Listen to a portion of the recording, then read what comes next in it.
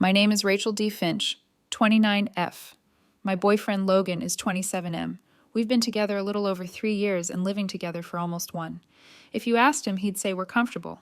If you asked me, I'd say I slowly disappeared inside my own apartment. Logan has this way of talking that always sounds like he's bored with you. Even when he's asking a simple question, it comes out sharp. Everything I do is either obvious, inconvenient, or somehow wrong.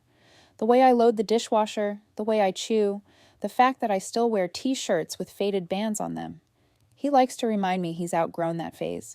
It didn't start like this, at least I don't think it did, but somewhere along the way, his patience evaporated and I became more like furniture he trips over. About 2 months ago, he started going out more. Not boys' night, not work events, just out. He'd throw on cologne he never wore for me anymore, fix his hair in the mirror like he was heading somewhere that mattered, grab his keys and say something vague like, "I'm meeting a friend." If I asked who, he'd sigh like I'd insulted him. "Why does it matter?" became his favorite sentence. Then there was his phone. Always face down, always locked. If I walked into the room while he was texting, he'd angle the screen away without even thinking about it. Muscle memory.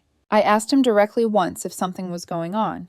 He laughed, actually laughed, told me I was being paranoid and insecure and that it was not a good look. Last Friday night, after another argument that somehow ended with me apologizing, he looked me dead in the eye and said, "I'm still seeing her. Deal with it." He said it casually, like he was telling me he changed shampoo brands. I didn't yell, I didn't cry, I just nodded and said, "Okay." He smirked like he'd won something.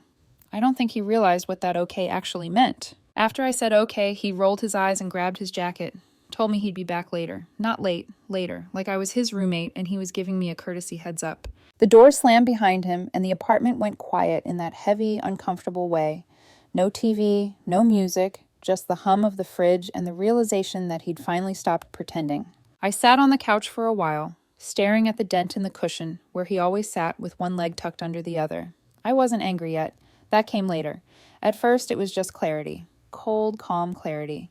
This wasn't a mistake. This wasn't confusion. He didn't cry. He didn't apologize. He didn't even try to justify it. He told me he was seeing another woman the same way he told me we were out of oat milk. I went into the bedroom and opened the closet. His clothes took up about 80% of it. Jackets he wore out. Shoes he said he needed. Shirts he bought because they looked expensive. My side was a narrow strip of hangers and a couple of hoodies shoved on the top shelf. That's when I started packing.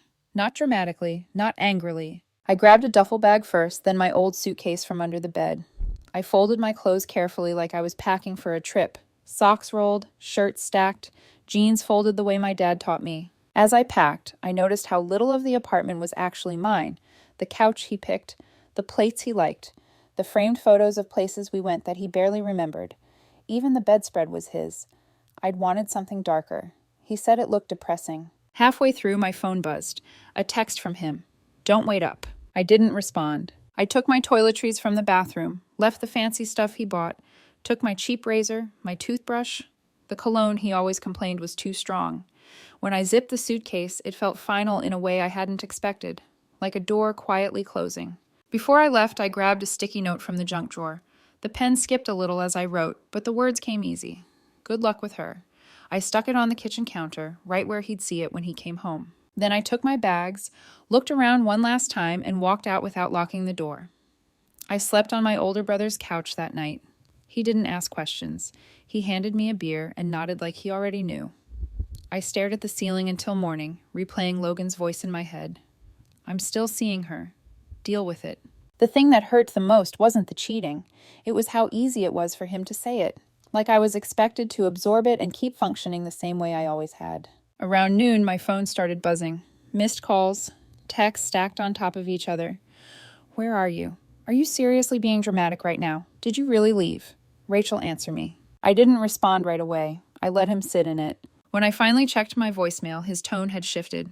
Not apologetic, panicked. He didn't say it outright, but I could hear it between the words. He had come home to an empty closet. He kept asking where my stuff was, why the hangers were gone, why I took the nightstand lamp, like that was some kind of betrayal. "You didn't even talk to me," he said in one message, like I was the unreasonable one. I texted him back once, just once. "You told me to deal with it. This is me dealing with it." 3 dots appeared, disappeared, appeared again. "You're overreacting. It was just sex. I didn't think you'd actually leave." That line stayed with me. He didn't think I'd leave. For 3 years, I'd been the one who adjusted, the one who apologized, the one who swallowed comments and convinced herself that love meant patience. Somewhere along the way, he decided I was permanent, like a couch you don't bother being careful with because it's already worn in. He showed up at my brother's place that evening without asking, stood on the porch with his arms crossed, jaw tight like he was the one who'd been wronged. "You embarrassed me," he said instead of hello. I laughed. I couldn't help it. That made him furious. "You don't get to act like this," he snapped. "We could have worked through it." That was the moment something finally went quiet inside me. There was nothing left to work through. He didn't cry when I said that. He scoffed like I'd said something naive. "You're acting like I stabbed you," he said. "People cheat. It happens. It doesn't have to be the end of the world unless you make it one." That sentence told me more than any confession ever could. I asked him one question, just one. "How long?" He hesitated. "Just long enough. Does it matter?" Of course it mattered. But the fact he wouldn't answer told me everything. This wasn't a mistake. This wasn't a moment of weakness. This was a parallel life he felt entitled to while I subsidized the boring parts. He stepped closer, lowering his voice like he was being reasonable. "You're really going to throw everything away over this?" Everything. Like this was nothing. I looked at him and realized I wasn't attracted to him anymore. Not physically, not emotionally. All I could see was someone who measured love by convenience and mistook my patience for weakness. I told him I'd come by later to grab the rest of my things. He rolled his eyes again and muttered, "Unbelievable," like I was the villain in his story. That night, he texted me at 1:43 a.m., "I miss you. She's not you. Can we talk tomorrow?" I didn't reply. The next morning, a mutual friend messaged me asking what happened. Apparently, Logan had already told his version. In it, I stormed out. I couldn't handle honesty. I was controlling and dramatic. I let him have the narrative. I didn't correct anyone. I didn't defend myself. Silence felt cleaner than arguing with people who only heard one side and wanted a simple villain. 2 days later, I went back to the apartment to get the rest of my things. Logan wasn't there. I could tell he hadn't slept much. The bed was a mess. Wine glasses sat in the sink. Her hoodie was draped over the chair like it belonged there. I didn't touch it. I didn't need proof. I already had clarity. I packed quietly. My books, my tools, the spare charger I was always lending him. Small things that added up to years of making myself useful without being valued. I noticed the sticky note was gone from the counter. The closet on my side was still empty, and for the first time in a long time, so was my chest. Not hollow. Light. A week passed, then 2. The quiet settled in differently than I expected. Not lonely, just still. No tension humming in the background.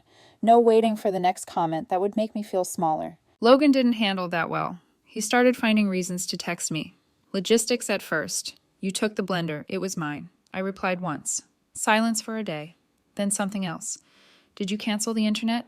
"Yes." Another pause. "Then you're being petty." Petty. His favorite word for consequences. One afternoon, I was loading the last box into my car when he showed up again unannounced. This time his voice was softer, controlled. The version of him he used when he wanted something. "She's actually not that great," he said, leaning against the counter like we were catching up. Kind of immature. I didn't look up. I kept taping the box. "You left over nothing," he continued. "We could have redefined things, opened it up. You're so rigid." Rigid. Because I didn't want to be cheated on. That made me stop. I finally looked at him and said, "You didn't want an open relationship. You wanted a backup plan." His face tightened. "That's not fair," he snapped. "Neither is coming home to an empty closet and acting shocked," I said. That's when he turned mean again. Told me I'd regret this. Told me no one else would put up with me the way he did. Told me I was average, boring, replaceable. I believed him once. Maybe for a long time. But standing there holding a box of my own things, something shifted. If being with him required me to shrink, then being alone was an upgrade. I carried the last box to my car. He didn't follow me this time. In the mirror, I saw him still standing in the doorway of the apartment we shared, arms crossed, angry and confused. Not because he loved me, because I left. Life didn't magically improve after that. It just got quieter. And in that quiet, things started making sense in a way they never had before. I moved into a short-term sublet near my brother's place. Cheap furniture, neutral walls, no photos yet, no memories attached to anything. It felt temporary in a good way, like hitting a reset button without announcing it to anyone. Logan, on the other hand, unraveled. Mutual friends started reaching out with awkward check-ins disguised as concern. She's having a hard time. She didn't think you were serious. She feels blindsided. Blindsided. That word almost made me laugh. He'd told people he thought I was bluffing, that I'd cool off, come back, and we'd figure it out. He even joked about how dramatic I was being right up until he realized I'd actually taken everything that mattered to me. I heard through the grapevine that things with the woman he'd been seeing weren't going well. Apparently, starting a relationship with cheating doesn't build much trust. Who knew? One night, he called me drunk. He didn't say hello. He just started crying. Told me he felt stupid. Told me he missed how easy things were with me. Told me he hated waking up alone in an apartment that suddenly felt too big. I listened. I didn't interrupt. When he finished, there was a long silence where I knew he was waiting for me to say something familiar, something comforting, something that would signal I was still his safety net. Instead, I said, "You didn't miss me when you thought I wouldn't leave." He hung up. That was the night I blocked his number. Not out of anger, out of self-respect. That's when it finally hit me. The breakup didn't start the night he admitted he was seeing someone else. It started months earlier, every time he dismissed me. Every time he belittled me. Every time he assumed I would stay no matter what he did. I wasn't his partner anymore. I was his insurance policy. Blocking him should have been the end of it. Clean line, final period. But life doesn't really work like that. About a month later, I ran into him at a grocery store. Same aisle. Pasta sauce of all places. He looked different. Not better. Just tired. Hair unstyled. Dark circles under his eyes. Like someone who hadn't slept well in a while. He froze when he saw me. For a second, neither of us moved. Then he laughed awkwardly and said, "Guess the universe has jokes." I nodded, polite, neutral. "So," he said quickly, filling the silence, "how are you?" "Good," I said, and I meant it. That seemed to unsettle him. He studied my face like he was looking for cracks. "You look fine," he said, almost disappointed. He started talking too much. Said he'd moved her stuff in, then taken it back out. Said she was intense, jealous, needed reassurance. Said he wasn't talking to anyone else. The irony didn't register. "I didn't realize how good I had it," he said quietly. "You were always steady." There it was, the compliment that came too late. I didn't argue. I didn't defend myself. I didn't even feel the urge to. I put my sauce in the cart and said, "Take care, Logan." As I walked away, he called after me, "Do you ever think about us?" I stopped, turned around, thought for a second. "Not anymore," I said. His face fell, not dramatically, not angrily, just flat, like something finally clicked. I paid for my groceries and left. Sat in my car for a minute afterwards, surprised by how little I felt. No rush of pride, no sadness, just confirmation. After that grocery store run-in, I expected some kind of emotional aftershock. Regret, nostalgia, the urge to check his socials or replay old conversations in my head. None of it came. What did come was distance, the kind you don't notice right away. Mutual friends stopped bringing him up. Invitations shifted. I realized how many group plans had revolved around managing his moods, smoothing his edges, making space for his chaos. Without him in the equation, everything felt lighter. One night, my brother asked if I was okay being alone, not in a worried way, just curious. I told him the truth. I don't feel alone, I feel unclaimed. The word surprised both of us, but it fit. I started doing things I hadn't done in years. Stayed out late without explaining myself. Ate cereal for dinner because I felt like it.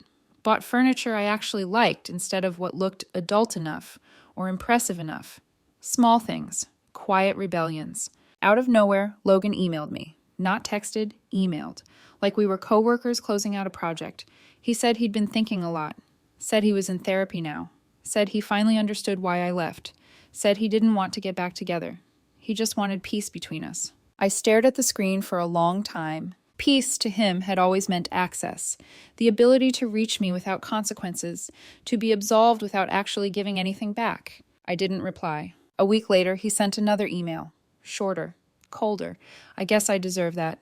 That was the closest he ever came to accountability. I deleted it and went on with my day. That night, lying in bed, I thought about how confidently he'd told me to deal with it, how sure he'd been that I would stay, how shocked he was by an empty closet. Some people think love means endurance, that staying no matter what is strength. But sometimes strength is packing your bags quietly, leaving a note and choosing not to explain yourself ever again. I didn't hate him for it, I just didn't belong there anymore. A few months after everything blew up, my brother came home from a mutual friend's birthday with a strange look on his face. I hadn't gone.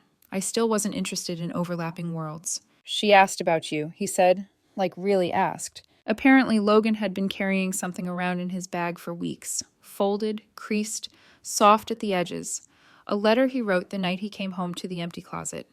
After he peeled the sticky note off the counter and realized there was no dramatic reunion coming. He didn't give my brother the letter. He just told him what it said. It was an apology, a real one, by the sound of it. No excuses, no deflection, just regret.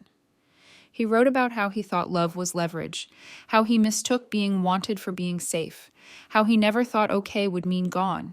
When my brother finished telling me, he waited for a reaction. I didn't have one. Not because it didn't matter, because it came too late to change anything. Months ago, I would have replayed every word, wondered what it meant, wondered if it was enough. Now it just felt like a closed chapter getting its footnote. I told my brother I hoped he meant it, that I hoped he learned something real from it, and I meant that too. Later that night, I sat on my balcony with a beer, city lights humming below, thinking about how endings don't always come with explosions. Sometimes they're just quiet decisions made while someone else assumes you'll stay. He told me to deal with it, so I did. Not with rage, not with revenge, just by leaving and never needing to come back. That was the real ending, not the dramatic kind, the honest one. Every now and then, I still catch myself noticing things he would have commented on. A shirt he would have hated, a song he'd call noise. I smile when it happens, not because I miss him, because I don't have to edit myself anymore. I heard he moved apartments, smaller place, new job, different circle. I hope it's working for him. Truly, I don't need him to suffer for me to feel okay. That chapter already did what it needed to do. People ask if I'd handle it differently now. If I wish I'd said more, fought harder, explained myself better. I wouldn't. The most powerful thing I ever did in that relationship wasn't arguing or demanding respect. It was saying, okay, packing my bags while he was with someone else, leaving a note that didn't beg, threaten, or accuse. Just facts. Good luck with her. He came home to an empty closet because he assumed love meant permanence without effort, because he thought I'd stay no matter how small he made me. I didn't, and here's what I learned. If someone tells you to deal with being disrespected, believe them. Deal with it by choosing yourself. You don't owe anyone endurance at the cost of your dignity. Sometimes the healthiest ending is the quiet one, the one where you leave, don't look back, and finally make room for a life that doesn't require you to disappear inside it.